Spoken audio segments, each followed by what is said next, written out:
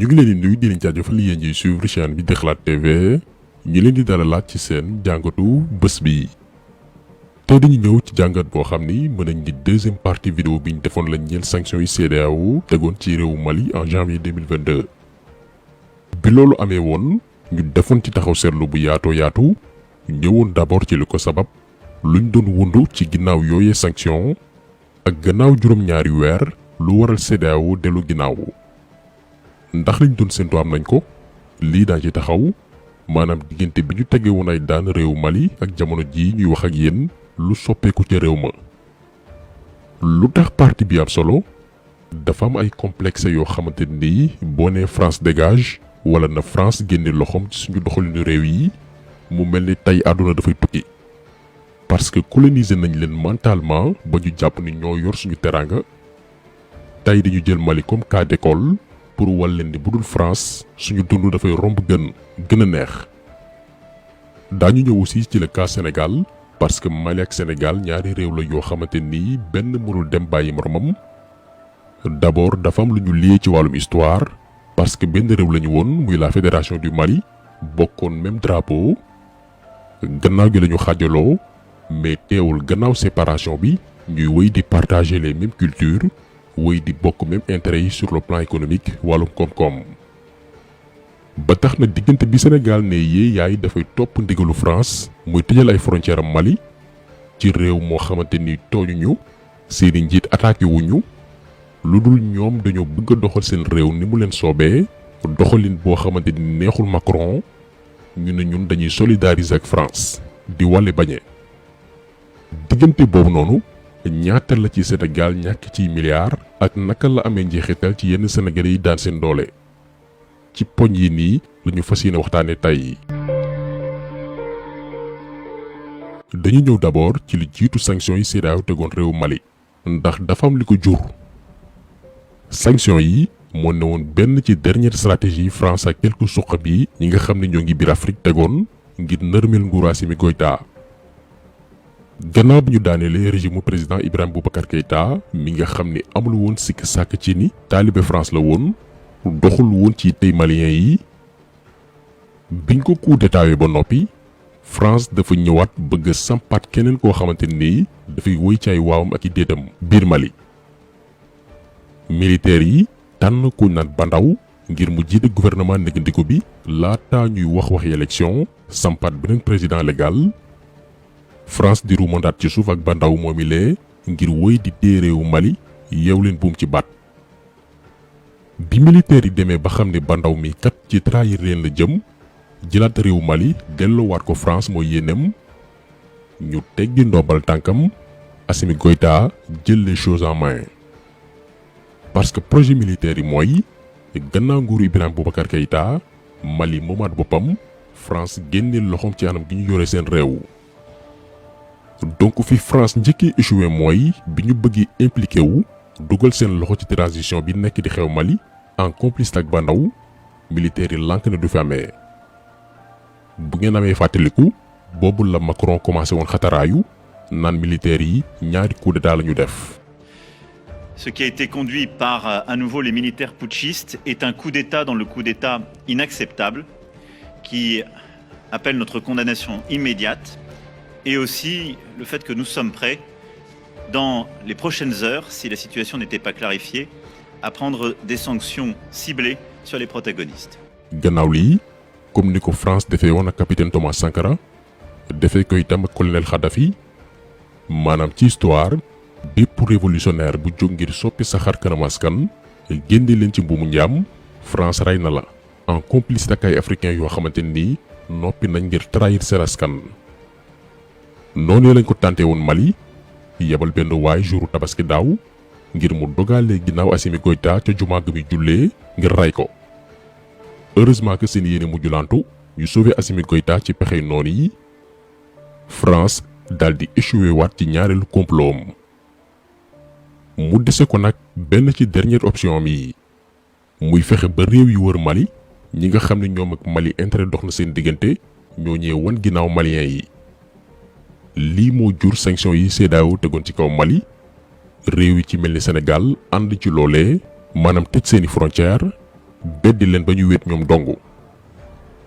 ci wàllum complot ñeel état nag lii la ñuy woowee la stratégie du chaos. objectifu sanction yi moo ne woon bu mbooleem réew yi lëkkaloo ak Mali surtout Sénégal mi nga xam ne lu bari ci produit port bu Dakar lay bàyyeekoo dugg Bamako bu ñu dakkalee loolu noonu yenn ci lu ñu mën a jëfandikoo dafay manqué ca Mali dootul am te ci wàllum économie bu offre wàññeekoo njëg yi dafay yokk. lii lañ doon viser biir Mali maanaam lépp cher nit ñi duñu lekk duñu naan ndax produit boo laal dafay yokk ba jéggi dayoo. su ko defee askan wi jël lépp daal di koy sippi militaires yi manifestation yi judduwaat Mali ngir sàkku démission ñoom Assimi Goïta ñu anticiper élection yi France profité ci samp élément am boo xamante ni dafay woy di ko tarbiyu.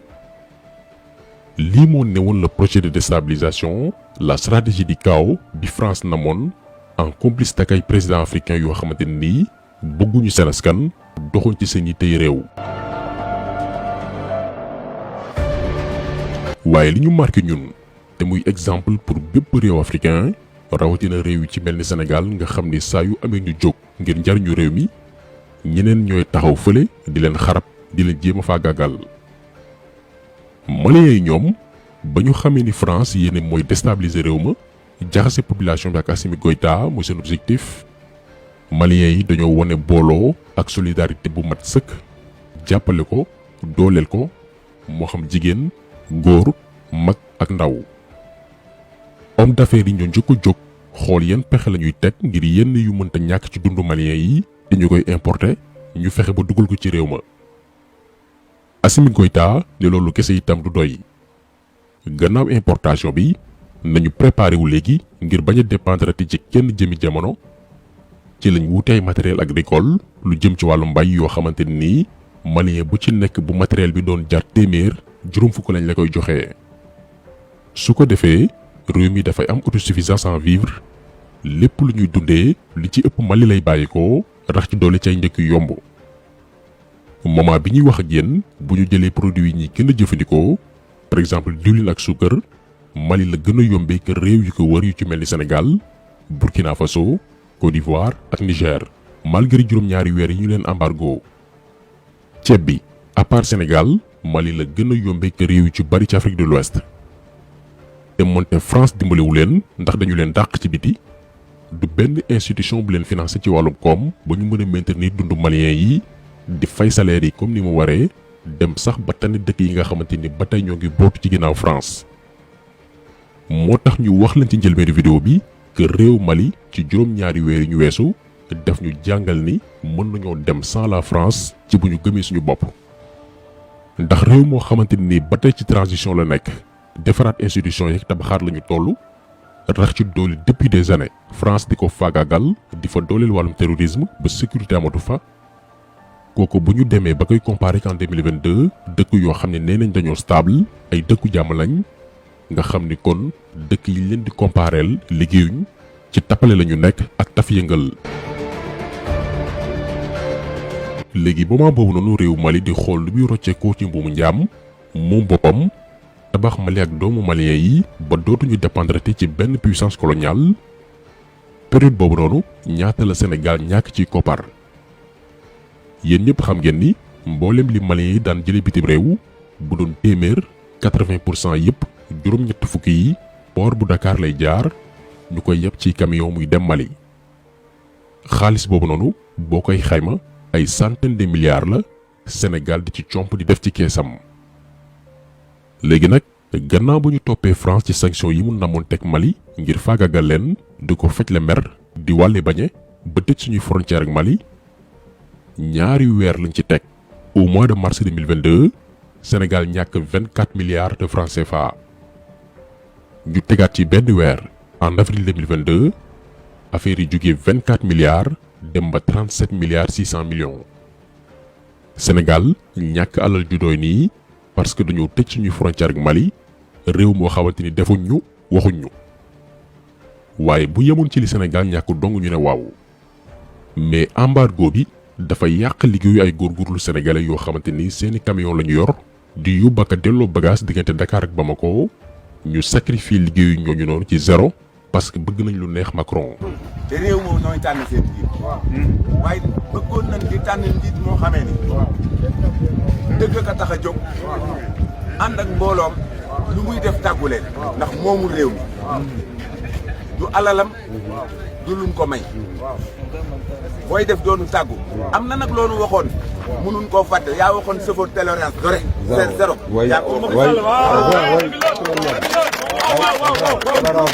ñu gisee lii dañuy xam ne dëgg la ci yow parce que doonu tàggu mukk te moomoonu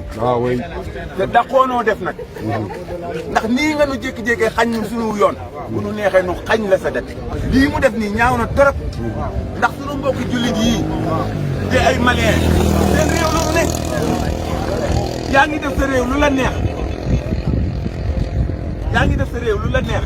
kon ngeen gis ni ci 7 mois juróom-ñaari weer yi ñu weesu yéene bi moo newoon séparé Mali ak réew yi ko wër ba dara dootul dugg mbaa génn su ko defee ñu lottuloo askan wa ba ñu fippu ngir sàkku Assimi Goïta abal leen. loolu far nag mujj retourné wu contre état bu Sénégal mi ci ñàkk ay milliards ci wàllum exportation waaye bi ci gën a métti mooy Sénégal yi ci seen liggéey yàqu te ba ñu jël décision bi tàgguwuñu leen laajuñu leen seen avis wutaluñ leen lu ñu mën a jàpp gannaaw ba seen liggéey tàggatembee. Macky Sall daal mooy beru xool li neex France di ci dox yoonam newul ci conséquences yi këpp ci kaw sénégalais yi moo tax buñ leen naan nekkul fi sénégalais yi yu mel nii moo tax Macky Sall c'est un larbin ku amul benn personnalité nii fulla ak fayda xale bu ndaw moo koy manipuler comme benn manette PlayStation moo tax buy jaay fulla suñu kaw ñun duñu saf buy guuxi lex ak menacé ñun ay reetaan moo ñuy jàpp ndax daf lay leer ni ab ragal la gaynde kër xaru mbedd la moo tax xeex ko ci jaamu yàlla la bokk ak képp ku koy jàppale ak a teel tànk Macky képp ku koy défendre bu ñu xoolee ba xool bëggoo Sénégal sa intérêt moo tax wala ku la jege mbaa nga yaakaar ku la compal ci nguur gi mais ku bëgg Sénégal munoo ànd ak Macky Sall ko tax sel bi tay loolu la woon ñi leen di gërëm di leen jaajëfal di leen di daje incha allah beneen yoon ci beneen jàngat jaa ngi jëf